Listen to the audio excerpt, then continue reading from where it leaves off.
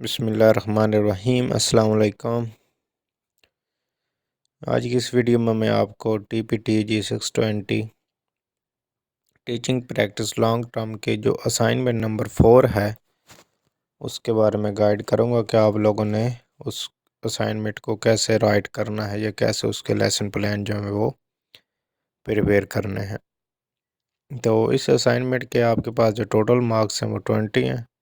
इंशाल्लाह अगर आप अच्छी तरह से असाइनमेंट बनाएंगे तो इसमें आपको 20 और 20 मार्क्स जो हैं वो ज़रूर मिलेंगे। इंस्ट्रक्शन पढ़ने की ज़रूरत नहीं है, डायरेक्ट हर असाइनमेंट के लिए सेम ही होती हैं, तो आप लोगों को इंस्ट्रक्शन का पता ही होगा। तो activity 1 format of lesson planning. इस असाइनमेंट में आपने फॉर्मेट देना, यानी कि उन्होंने एक सैम्पल आपको दिया हुआ है, उसके मुताबिक आपने क्या करने हैं लेसन प्लान बनाने। पहली बात यह है कि असाइनमेंट की तरफ कि आपने इसमें से कोई भी चीज़ प्रिंट नहीं करवानी। इस असाइनमेंट में से ये जो चौथी असाइनमेंट है, इसमें से आपने कोई भी पेज या कोई भी चीज़ जो है वो आपने प्रिंट नहीं करवानी। सारा आप इसको वर्ड फॉर्मेट में लिख सकते हैं। तो पहला पॉइंट क्या वो कहता है कि आपने क्या करना है, you will prepare 3 sample lesson plans from the selected subject. आपने क्या करना है, 3 लेसन प्लान बनाने, सैम्पल लेसन प्लान्स के प्रिपेयर करने हैं। किन के लिए, सिलेक्टेड सब्जेक्ट। अब सिलेक्टेड सब्जेक्ट कौन कौन से हो सकते हैं, जो आपने फर्स्ट असाइनमेंट में 3 सब्जेक्ट सिलेक्ट किए थे वो आपके क्या होंगे, सिलेक्टेड। साहब फर्स्ट असाइनमेंट साहब ने सबमिट करवाई होगी तो सबको पता होगा कि उन्होंने कौन से सब्जेक्ट जो हैं वो सिलेक्ट किए हैं। 1 lesson plan from each subject mention in your school selection subject, यानी कि हर एक सब्जेक्ट के लिए आपने क्या करना है, एक लेसन प्लान जो है वो बनाना है। जो ये देखें उन्होंने भी बता दिया कि जो आपने स्कूल सिलेक्शन फॉर्म में सब्जेक्ट सिलेक्ट किए थे, सिलेक्टेड सब्जेक्ट का भी वही मतलब है और स्कूल सिलेक्शन फॉर्म में जो आपने लिखे थे उनका भी सेम ही मीनिंग है। तो आपने जो सब्जेक्ट सिलेक्ट किए थे हर एक सब्जेक्ट के लिए फ़िलहाल इस असाइनमेंट के लिए एक एक लेसन प्लान जो है वो आपने प्रिपेयर करना। If lesson plan don't match with your school selection form your assignment will not be accepted, यानी कि अगर आपकी असाइनमेंट जो है वो स्कूल सिलेक्शन फॉर्म, जो आपने स्कूल सिलेक्शन फॉर्म पे सब्जेक्ट लिखे थे, उसके अलावा अगर आपने किसी और सब्जेक्ट पे लेसन प्लान जो सबमिट करवाए तो आपकी जो असाइनमेंट है वो एक्सेप्ट नहीं की जाएगी और आपको 0 मार्क्स मिलेगा। तो ट्राई करें अपनी फ़र्स्ट असाइनमेंट का सलूशन जो है वो संभाल के रखें और उसमें से देखें आपने कौन कौन से सब्जेक्ट जो हैं वो सिलेक्ट किए थे और हर एक सब्जेक्ट का एक लेसन प्लान बना के वो आपने भेजना है इस असाइनमेंट में। अब इधर आपने क्या लिखना ये मैं बाद में बताता हूँ, पहले नीचे वाली लाइन पढ़ लेते हैं कि you can select any topic from the subjects already mention in school selection form for teaching practice. After the approval of your sample lesson plan you will follow the same for your later lessons। कि आपने क्या करना है, लाजमी नहीं कि आपने, यानी कि उन्होंने आपको बाउंड नहीं किया हुआ कि आपने एक टॉपिक कौन सा लेना। आप कोई भी टॉपिक जो आपने 3 सब्जेक्ट सेलेक्ट किए हैं उसमें से आप हर एक सब्जेक्ट का कोई भी टॉपिक ले सकते हैं।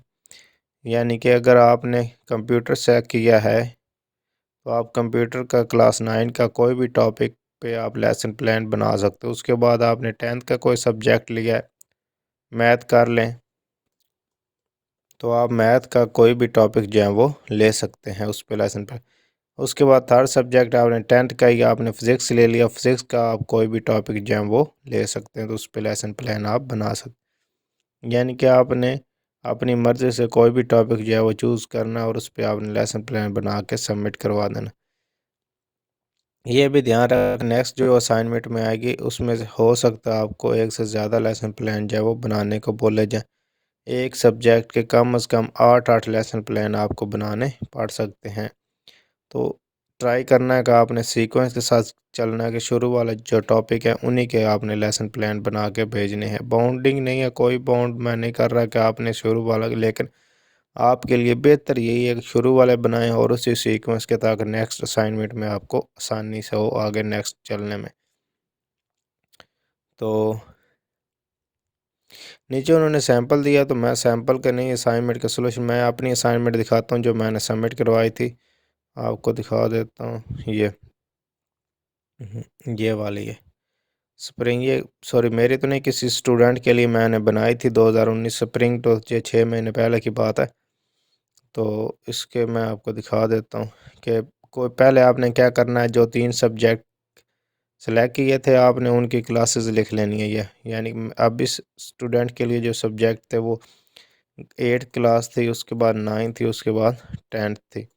8th क्लास का साइंस था, उसके बाद मैथ था, उसके बाद कंप्यूटर साइंस था। टॉपिक कौन कौन से हैं? ह्यूमन ऑर्गन ऑर्गन सिस्टम, और उसका सब टॉपिक मल फंक्शनिंग ऑफ किडनीज, सेट्स सब sets, power sets, operation on. उसके बाद कंप्यूटर का है टॉपिक जो है वो प्रॉब्लम सॉल्विंग मेथड एल्गोरिथम।